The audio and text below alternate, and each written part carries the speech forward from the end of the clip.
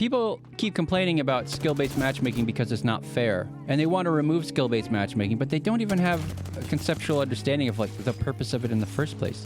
But it seems to me that skill-based matchmaking, as EA and other companies want it, is working great. It's keeping you engaged with the game. Whether this is a good or a bad thing depends on your subjective perspective here, but it is keeping you playing the game. It is. It is. So I just wanted to make a little disclaimer, and I want to make something very clear. The stuff I say in this video is not the definitive truth by any means. I'm just theorizing, ranting about stuff that I find interesting and some observations I made. But despite some of the language where it sounds like I'm claiming something to be the truth, I want you to know I do not actually think it is the truth. It is just ideas related to this stuff and with relation to Apex Legends because it's a game I love, and that's where I took the discussion. So just know that. So there's a Reddit post that's been floating around on Twitter and things like that by this person, BachelorFan666. The title of it is EA has given us a peek under the hood of SBMM. Now, what I'm taking from this post and from the article itself, which I'm actually going to show you in a minute, is it has to do with either the construction or plan or theory that they use to develop the skill-based, quote-unquote, skill-based matchmaking.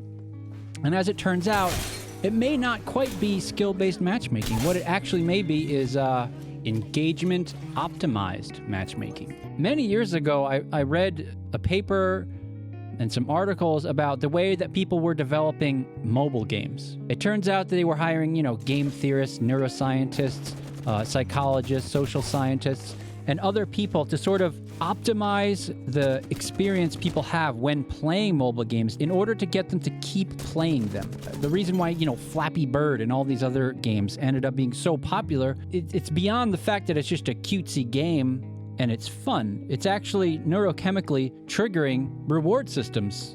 And also, these games are designed for optimal flow, where they make things just frustrating enough to keep you wanting to power through it, but not too difficult where you want to give up. There's a sweet spot. These are actually like established techniques to make you respond and be stuck in the chair wanting to play the game.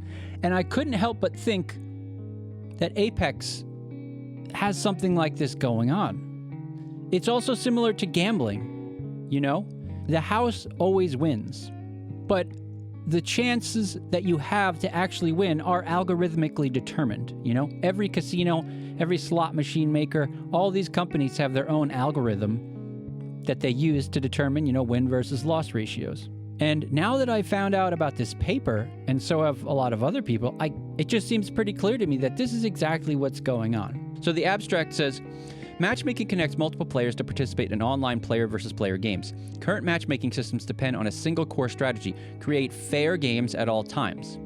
These systems pair similarly skilled players on the assumption that a fair game is the best player experience. We will demonstrate, however, that this intuitive assumption sometimes fails and that matchmaking based on fairness is not optimal for engagement. Oh boy. So, here's the thing that's an issue with just this alone, all right?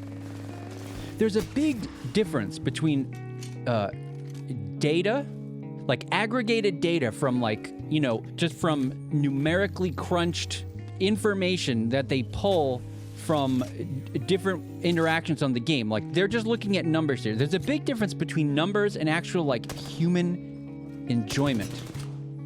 There's a big difference between people enjoying a game and playing it a lot because they love it, and then people engaging with the game and coming back to it because they're getting dopamine dumps that neurochemically entices them to return to play and not stop playing, which, I don't know. You can debate that yourself, the ethical quandaries involved right there. But, and the person here in this post, makes it...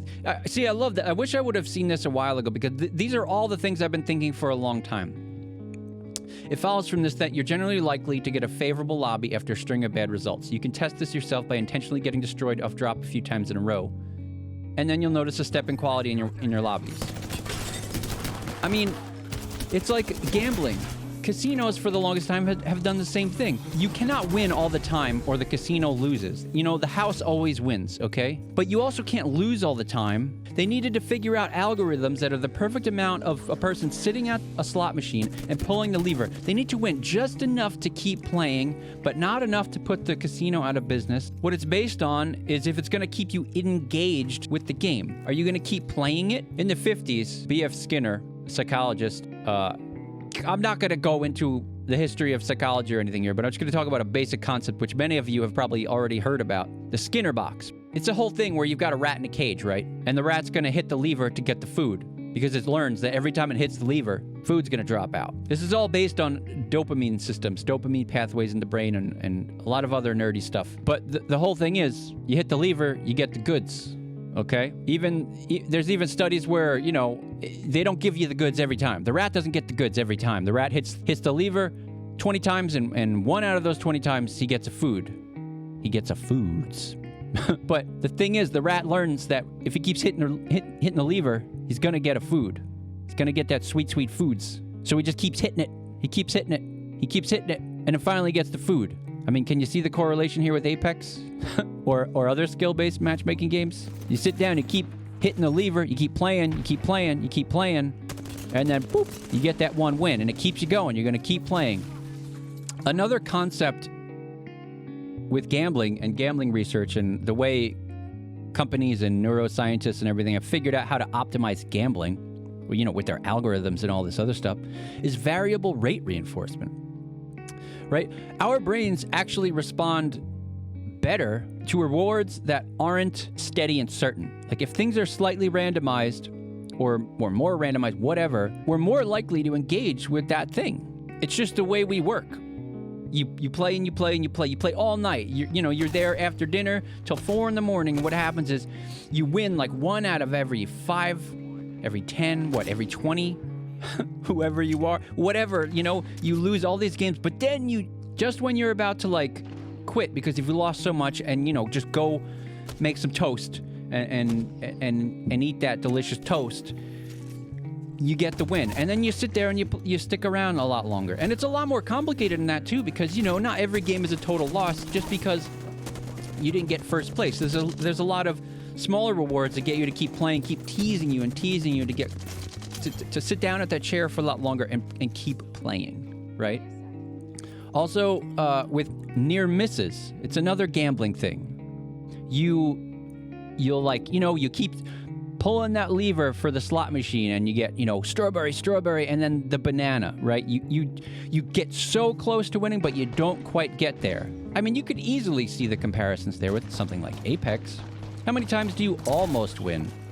Which is another thing tying in with, all of this research is loss aversion. People don't like to lose. They want to win. So what is a nice way to have you keep winning? Well, one way is that there is no just first place in a game that's a Battle Royale, There's multiple placements, and you don't always necessarily lose RP. Okay, so to go back to this paper now.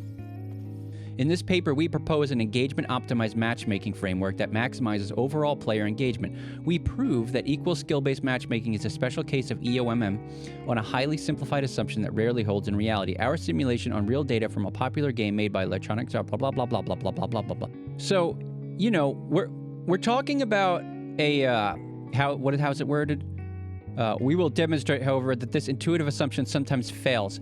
So here they're talking about intuitive assumption and the intuitive assumptive failures involved in that sort of thinking. But what we're not talking about is the a posteriori assumptive failure, that the data is all there is. That looking at these numbers of how they're defining engagement, it completely leaves out the subjective experience of whether or not somebody actually enjoys their time. I mean, people might enjoy doing heroin, but it doesn't mean it's good for you.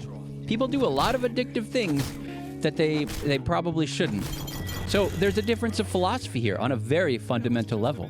You've got a player base that is basing their experience with the game, especially when you look at something like Twitter or Reddit, where everybody's just complaining about the matchmaking. You've got a base of players that measures their experience of the game based on their subjective level of enjoyment. You know, am I having fun sitting down where I'm getting the wins, or am I losing, or whatever, you know? And that's what they're measuring. It's a very emotional, personal, subjective thing. But what the game development teams are worrying about is engagement. Are you sitting down and playing the game? See, because they don't really care that you're not having a good time. What they care about is the fact that you're sitting down and playing the game, whether you're frustrated or not. Everybody on Twitter says, oh, this game is trash. Remove SBMM, blah, blah, blah. Do all this. But the thing is, right after they make these comments, they sign on and play the game. Okay, so the only way you're gonna see a difference here is if you stop playing game. You gotta essentially boycott for this to change, because I don't see this changing anytime in the near future, you know? And here's the thing also, I can't hold it against the devs. You know, games require a hell of a lot of money to create. You've got entire development teams, you've got coders, graphics programmers, graphic designers, modelers, public relations, advertising, motion. I mean, you just got millions of things you've got to deal with, and it all costs a hell of a lot of money. And how are you going to get the money? You've got to prove to the higher up company that you can actually get people, you know, engaged with the game and actually play it to make their investments worthwhile. But I understand why they've got to do it. I just feel it's a little skewed in the wrong direction. People keep complaining about skill-based matchmaking because it's not fair, and they want to remove skill-based matchmaking, but they don't even have a conceptual understanding of like the purpose of it in the first place. There's clearly a more fundamental philosophical bent on engagement in the game rather than a measure of subjective experience and whether or not people feel like they're actually having fun. Which is also not to say that people aren't having fun. But it's not really that fun. It's not really that fun. It's frustrating. It's frustrating. But if you've been wondering why everyone's complaints about SBMM are equivalent to a whistling fart in the upper atmosphere, it's because of this. They're not really that concerned with this stuff. All they're really concerned with is the fact that you're playing the game over and over for hours until the sun comes up and you forgot to eat and you've got 4 bottles of urine next to you, okay? But it seems to me that skill-based matchmaking, as EA and other companies want it, is working great. It's keeping you engaged with the game. Whether this is a good or a bad thing depends on your subjective perspective here, but it is keeping you playing the game. It is. It is. The best part about these games is like the insane melodrama where it's like, a city in ruins. Demons are coming into your village. What are you gonna do? And it's like police lights and fire, and you've always got like a guy in sunglasses who's like, I came here to kick ass and eat a hamburger, and I'm all out of hamburgers. It's so amazing. Taking over this town.